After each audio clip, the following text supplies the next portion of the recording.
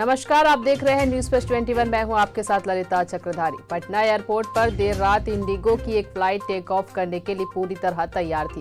तभी एक यात्री ने दावा किया कि हवाई जहाज में बम है। इतना सुनते ही पूरे विमान में हड़कंप मच गया, जिसके बाद फ्लाइट संख्या 6E2126 को टेक ऑफ करने से रोक दिया गया। हर जगह तलाशी ली गई, लेकिन कहीं कोई बम नहीं मिला। फ्लाइट में बम का दावा करने वाले यात्री का नाम ऋषि चंद सिंह बेदी है। पुलिस सिंह को हिरासत में लेकर पूछताछ कर रही है। आपको बता दें कि पटना के डीएम चंद्रशेखर सिंह ने इस घटना की पुष्टि की। बम होने की अफवाह पर बम निरोधक दस्ते ने फ्लाइट की पूरी बारीकी से जांच की, लेकिन कहीं कुछ नहीं मिला।